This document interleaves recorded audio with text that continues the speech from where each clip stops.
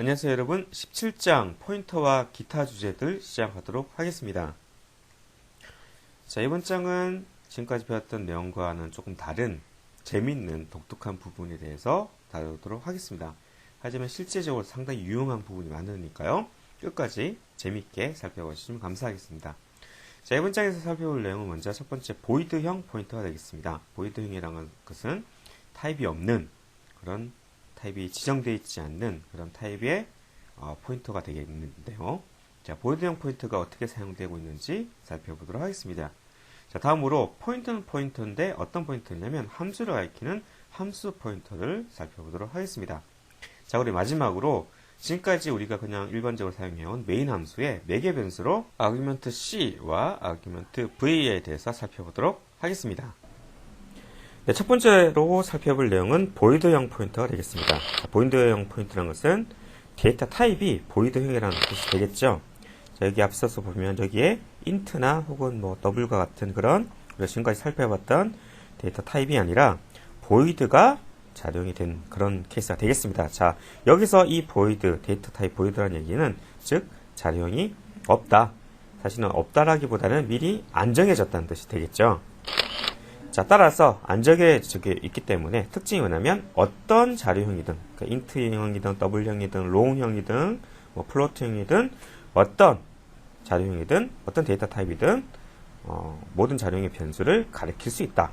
그러니까 주소를 저장할 수 있다는 얘기가 되겠죠. 자, 그래서 예를 들어 보자면 인티저 변수의 주소를 추출해서 대입할 수도 있고 혹은 더블형 변수의 값을 추출해서 대입할 수도 있다는 뜻이 되겠습니다. 여기까지만 얘기 들으면 어떤 자료형이든 그 주소를 저장할 수 있으니까 보이드형 포인터를 많이 써야겠다 이렇게 생각할 수도 있는데요. 제약사항이 하나 있습니다. 어떤 제약사항이냐면 실제로 주소 자체는 저장할 수 있지만 주소에서 어떤 값을 읽어오려면 먼저 반드시 형 변환, 데이터 타입을 바꿔줘야 된다는 뜻이 되겠습니다. 예를 들어 보자면요. 자, 이 같은 경우 자, printf int value는 %d 아마 요 위에 있는 케이스처럼 인티저 타입의 변수의 주소값을 추출해서 pvoid1이라는 보이드형 포인터 변수에 저장했던 것 같아요. 그래서 거기서 자, 에스터리스크 스타 자, 포인터 연산자를 통해서 값을 추출해 오고 싶다고 합니다. 그래서 서식 printf의 서식 문자 %d고요. 자, 이렇게 실행시키면 이런 오류가 난다는 것이 되겠습니다. 간접 참조가 잘못되었습니다. 왜 오류가 나나요? 왜냐하면 자, 보이드 타입은 자료형이 없는, 자료형이 정해지지 않는 녀석이기 때문에 해당되는 주소로부터 몇 바이트에서 값을 가지고 와야 하는지 알 수가 없게 되겠습니다. 우리는 인티저 밸류, 그러니까 int 타입의 변수니까 당연히 4바이트라고 생각할지 모르겠지만 자, 현재 우리 이 변수는 pvoid1이라는 변수는 보이드형 포인트이기 때문에 4바이트인지 2바이트인지 1바이트인지 알 수가 없다는 것이 되겠죠. 자, 따라서 실제로 쓰기 전에 자, pvoid1이라는 보이드형 포인터를 자, int star asterisk를 통해서 인티저 타입의 포인터 변수로 먼저 형 변환을 하고요. 형 변환하고 그 이후에 인티저 타입 인티저 변수의 주소를 가리키는 포인터 변수구라를 컴파일러에게 명시적으로 알려준 다음에 그 다음에 에스터리스크를 써서 해당된 주소로부터 4바이트만큼의 크기의 메모리 영역에서 메모리 영역 크기에서 인티저 값을 가져와서 출력을 해줘야겠구나를 알 수가 있습니다. 네, 보이드형 포인터를 인티저형 포인터로 형 변환해주는 것 간단합니다. 자, 가로 열고 가로 닫고 사이에 인티저 에스터리스크 이렇게 해주면 자, 이 보이드형 포인터를 인티저형 포인터로 형 변환을 시켜주게 되겠습니다. 자, 가장 기초적인 내용이니까 요거는 꼭 반드시 기억해 두시기 바랍니다. 네, 파일 새로 만들기 프로젝트에서 새로운 솔루션을 만들어 보도록 하겠습니다. 자, 우리 17장이니까 솔루션 이름은 17이고요.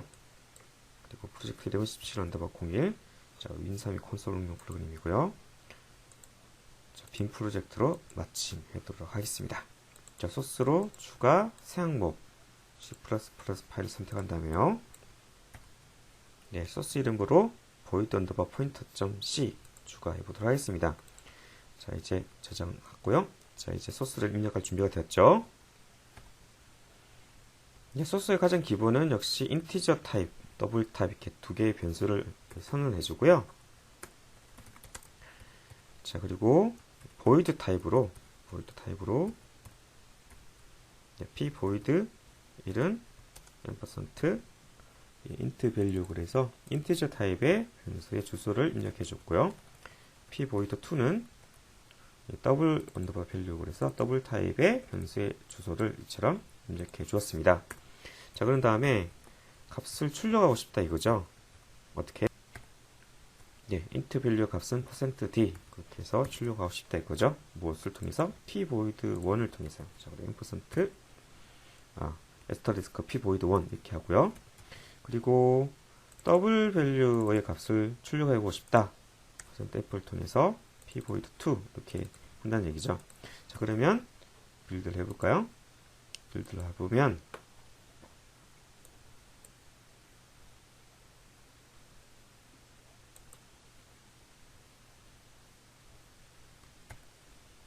앞서 책에 있는 것처럼 간접 참조가 잘못됐습니다. 그래서 보이드 타입을 이 주소에서 직접 그 값을 못 긁고 있다고 그랬습니다. 못 참조한다고 그랬습니다. 왜죠? 몇 바이트만큼의 크기에서 값을 가져와야 될지, 어떻게 값을 가질지 모른다고 그랬죠? 그래서 어떻게? 형변을 해줘야 된다고 그랬습니다. 형변을 어떻게 해주죠? 해당되는 타입, 즉, 이 같은 경우 인트 타입이죠? int asterisk 이렇게 해주고요. 그리고 두 번째 같은 경우에는 pvoid 2 같은 경우는 뭐죠? 더블 타입이죠. 더블 포인터죠. 더블 타입에 대한 포인터 이렇게 막 형변을 해주고 그렇게 명시적으로 형변을 해준 다음에 그다음에 그 주소에서 스타 기호를 통해서 포스트 연산점을 통해서 포인터 연산점을 통해서 값을 추출하면 값이 추출된다고 했죠. 그래서 실행시켜주면 해당되는 값이 정상적으로 출력된다는 것을 확인할 수가 있습니다. 자, 우리 이거를 디버그 브레이크를 잡고 중단점을 추가해서 F5를 눌러서 디버깅을 해보도록 하겠습니다. 자, F를 눌러서 시작을 하면 자, 조사식이죠. 조사식에서 p void 1에 실제로 저장이 되어 있는 p void 1이 이거고요. 그리고 p void 1에 실제 저장되는 값은 가져올 수가 없죠. 왜냐하면 이게 void 타입이기 때문에 그렇습니다. 자, 그리고 int 밸류의 주소값은 이처럼 91fp20인데 그것이 정상적으로 p void 1에 저장됐던 걸 알 수가 있죠. 마찬가지로 %더블 밸류 하면 더블 밸류의 주소값이 이렇게 입력되어 있는데 p void 2 하게 되면 그 값이 주소값이 정상적으로 들어가 있음을 알 수가 있습니다. 근데 주소 void 타입의 포인터는 어떤 주소값이든 넣을 수 있다. 하지만 실제 값을 참조하려면 이처럼 명시적으로 형변이 필요하다는 것 기억해 두시기 바랍니다.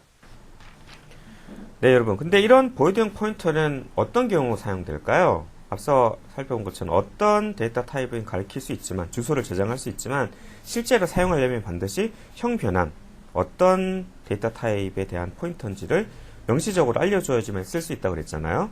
좀 나름 불편한 점도 있는데 이런 보이드형 포인터가 어떤 경우에 주로 사용될까요? 자, 보이드형 포인터가 사용되는 많은 경우가 있지만 그 중에 가장 대표적인 케이스는 함수의 매개 변수로 사용을 합니다. 예를 들어서 아래에 getMaxValues 같은 경우에는요, 배열을 전달받아서 그 배열 전달받은 녀석 중에서 가장 큰 값을 가지는 배열을 원소를 반환하는 그런 함수가 되겠는데요. 자, 이럴 경우에 예를 들어서 배열의 타입이 만약 인티저형 타입이다, 혹은 더블형 타입이다, 혹은 캐릭터 타입이다. 이렇게 각각의 데이터 타입별로 다른 이런 getMaxValues를 함수 선언을 각각 해줘야 될 수 있습니다. 만약 보이드형 타입 보이드 포인터를 쓰지 않는다면요. 하지만 이 같은 경우에는 보이드형 포인터를 썼기 때문에 함수 구현 하나로서 이런 걸 다 커버할 수 있게 됐죠. 이와 같이 특정 데이터 타입이 아니라 여러 개 데이터 타입을 총괄해서 아울러서 뭔가 구현할 일이 있다. 그럴 경우에는 이처럼 보이드형 포인터를 사용하는 것이고요. 단 안에 내부적으로 들어가서 어떤 데이터 타입인지를 알아야 될 수 있잖아요. 그렇죠? 그럴 경우에는 이처럼 추가적인 파라미터로 이것이 어떤 데이터 타입에 대한 정보인지를 추가해서 전달해줘서 함수 내부에서 처리해주는 방식을 쓰게 되겠습니다. 오늘 실제로 소스를 보면서 이 내용을 살펴보도록 하겠습니다. 네, 두 번째 프로젝트 추가해 보도록 하겠습니다. 추가 새 프로젝트를 해서요. 자, 17 언더바 02를 하시고요. 그리고 빈 프로젝트 같이 이렇게 하시고, 네, 시작 프로젝트로 설정하신 다음에 소스 파일 추가 새 항목 이렇게 하신 다음에 C++ 파일 선택하시고요. 네, 파일 이름으로 네, void getmax.c 추가해 보도록 하겠습니다. 자, 이렇게 소스를 이제 입력할 준비가 됐네요. 그렇죠? 네, 앞서 우리 PPT에서 살펴봤던 것처럼 getMaxValues라는 함수가 있는데 이건 1차원 배열에서 최대값을 반환하는 함수가 되겠습니다. 자, 그런데 인티저 타입, 캐릭터 타입 각각 만들지 않고요. void 포인터 타입을 이용해서 함수를 하나만 만들었죠. 그리고 그것의 원소 개수, 단 이게 어떤 타입인지, 타입이 1이면 인티저, 타입이 2면 캐릭터가 되겠죠.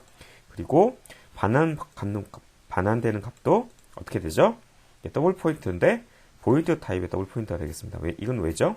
이것은 이게 인티저 타입도 될 수 있고 캐릭터 타입도 될 수 있기 때문에 그렇게 되었습니다. 그리고 굳이 왜 더블 포인트를 했느냐? 왜 더블 포인트를 했냐면, 자, 전달받으려는 값이 어떻게 되죠? 포인터이기 때문에 그렇습니다. 자, 이 같은 경우에는 반환되는 결과가 포인터 타입이기 때문에, 자, 포인터 타입을 결과로 받으려면 뭘 했죠? 더블 포인트를 써야 된다고 그랬죠? 포인터 자체에 대한 더블 포인트를 이용해서만이 포인터 타입에 대해서 결과값을 반환받을 수 있기 때문에 그래서 더블 포인트를 썼다는 것 덕분에 주의하시기 바랍니다. 자, 다음으로 메인 함수로 가볼까요? 그럼 실제로 메인 함수에 가보자면 먼저 인티저 배열이 있고요. 그래서 모두 원소가 4개가 있고 캐릭터 배열이 있습니다. 그 값도 역시 4개가 있죠. 그리고 각각 최대 값을 가리킬 포인터 변수를 이처럼 p int max value랑 p 캐릭터 max value 이렇게 해서 각각 선을 해주고 있고요. 자, 엘리먼트 카운트는 원소의 개수가 되겠죠. 자, 그래서 인티저 밸류의 values 이 배열의 원소의 개수를 먼저 구하고 그래서 get max values를 호출해 주게 되겠습니다. 그러면 그 결과값으로 p int value, p int max value 이 포인트 변수에 해당되는 최대 원소를 가리키는 주소값이 반영되어 오겠습니다. 자, 이런 테크닉 많이 쓰는 테크닉이니까 기억해 두시기 바랍니다. 포인터 타입의 값을 아웃풋 값으로 전달하기 위해서 콜바이 레퍼런스 하기 위해서는 더블 포인트를 전달한다는 것. 그리고 두 번째는 캐릭터 배열에 대해서 마찬가지로 이렇게 똑같이 호출해 준다고 알 수가 있고요. 다만 타입이 1은 뭐라고 그랬죠? 1은 인티저. 그렇죠? 그리고 타입이 2다. 그럼 2다 그러면 캐릭터. 그래서 1하고 2를 각각 전달해 줬고요. 그리고 각각 최대값 원소를 가리킬 포인트 변수를 더블 포인트를 통해서 전달해 줬으면 알 수가 있습니다. 그래서 자, 이렇게 넘겨온 값에 대해서 포인트 연산자를 통해서 해당되는 값을 각각 출력해 줌을 알 수가 있습니다. 자, 이제 그러면 핵심적으로 getMaxValues 함수 살펴보도록 할까요? 네, 함수 getMaxValues 한번 살펴보도록 할까요? 자, 먼저 요속 점검을 먼저 하고요. 그리고 전달되는 타입이 1이면 인티저 타입이라고 그랬잖아요. 그렇죠? 그럴 경우에는 인티저 타입에 해당되는 인티저형 포인터 변수로 이처럼 명시적으로 형변을 해주고 각각의 포인터 변수에 대입을 해주게 되겠습니다. 자, 순수가 대입 연산자는 오른쪽부터 시작한다고 그랬죠? 특이하게. 그래서 먼저 pint 어레이에다가 전달받은 배열의 시작 주소를 입력을 하고요. 그리고 최대 원소를 가리키는 pint max 포인터 변수도 배열의 첫 번째 원소의 주소, 즉 배열의 시작 주소를 같이 대입해주게 되겠습니다.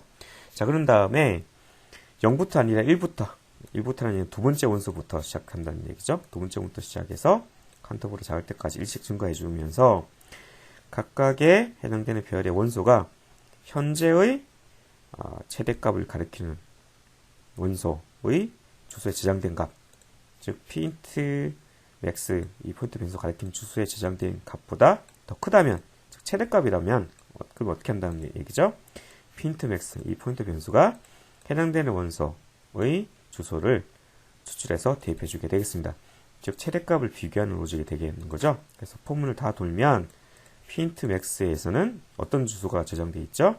이 전달받은 인티저 배열의 원소들 중에서 가장 큰 값을 가진 원소의 주소가 저장되어 있고요. 그것을 pp result, 더블 포인터죠. 더블 포인터, 즉 포인터의 포인터, 즉 메인 함수에서 전달한 포인터 변수의 주소의 내용으로 좀 전에서 구한 최대 원소의 주소를 대입해 주게 되겠습니다. 즉 이것을 통해서 자, 메인 함수에 보면 전달한 게 pint max value잖아요. pint max value 이 포인터 변수의 값으로 그렇죠? 이것은 결국은 메인 함수 내에 있는 pint max value 이 포인터 변수의 값을 뭘로 바꾼 거죠? 예, pint max 이걸로 변경을 해준 거죠. 왜 더블 포인터를 썼다? 예, 값을 전달할 녀석이 포인터 변수이기 때문에 포인터 변수의 값을 바꾸기 위해서 예, 컬바이 레퍼런스 하기 위해서 더블 포인터를 전달했다는 것. 이것 우리 앞서 15장, 16장에서 살펴본 내용이 되겠습니다. 자, 타입이 2다. 그러면 캐릭터죠. 자, 이 경우에는 캐릭터 포인터 타입으로 형식을 형변을 해준 다음에 그것을 각각 대입해주고 마찬가지 로직에서 폼을 돌면서 각각의 배열의 원소의 값이 현재 최대값보다 크다 그러면 그 최대값을 가리키는 포인터 변수의 주소를 해당 원소의 주소 바꿔주게 되고요. 제일 마지막으로 더블 포인터인 pp result에 가리킨 주소의 값으로서 최대값을 가리키는 원소의 주소로 바꿔주는 로직이 되겠습니다. 자, 여기까지 설명을 드렸고 그럼 실제로 디버깅 과정을 통해서 이 내용을 한번 살펴보도록 하겠습니다. 자, get max variables 해서 여기 중단을 삽입을 하고요. F4를 눌러보도록 하겠습니다. 누르 하고요. 네, 먼저 int values 이 녀석은 배열의 첫 시작 주소는 34F964 이렇게 찍혔네요. 그렇죠? 그리고 엘리먼트 카운트는 4가 되겠습니다. 그렇죠? 그리고 pint max value x value 값 자체는 현재 널로 초기화 되어 있는데 이 pint max value 이 포인트 변수의 주소 자체는 34F958이 이렇게 되겠네요.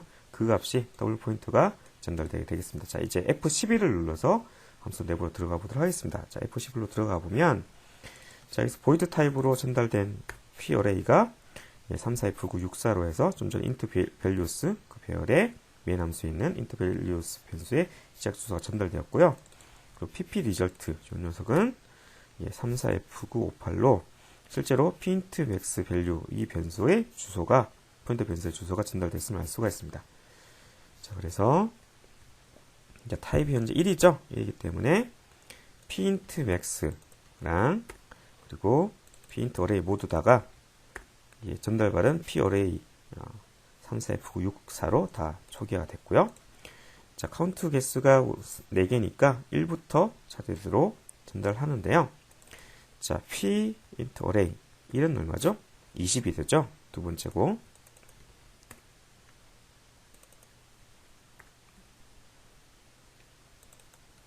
그리고 pint value 2는 30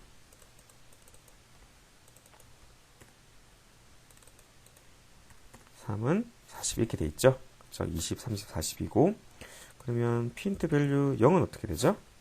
0은 10이 되겠네요. 그렇죠? 그래서 현재 pint max가 가리킨 주소는 F964라고 그래서 첫 번째 원소가 되겠죠. 그래서 스타리스크 pint max는 10, 즉 pint array 첫 번째 원소 요거를 가리키고 있다는 걸 알 수가 있고요. 자, 근데 pint array 1의 값은 pint max star 10이죠. 요것보다 더 크죠. 그렇죠? 20이니까 그렇죠? 그래서 pint max 값은 이제 20으로 바뀌었습니다. 즉 두 번째 원소를 가르치게 되어 있고요. 자, 세 번째 가면 세 번째 원소는 30이니까 당연히 그 값이 크죠. 그래서 pint max가 또 세 번째 원소를 가리키고 자, 마지막 네 번째 원소도 이때는 네 번째 원소 값이 크니까 최종적으로는 네 번째 원소를 가리키게 되었습니다. 즉 pint max는 이 pint array의 가장 마지막 녀석인 pint array 3을 가리키게 되겠네요. 그렇죠? 최종적으로 폼 나와서 pp result 즉 34F958 이 내용 자, 그래서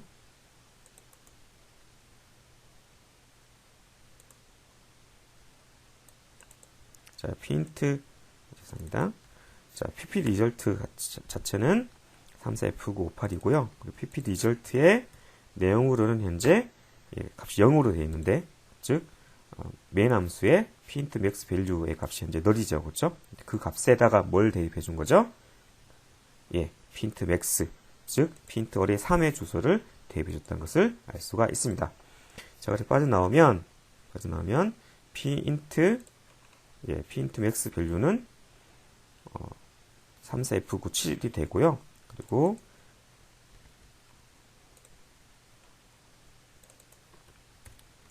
pint max value가 가리키는 값은 배열의 마지막 원소인 40이 된다는 것을 확인할 수가 있습니다.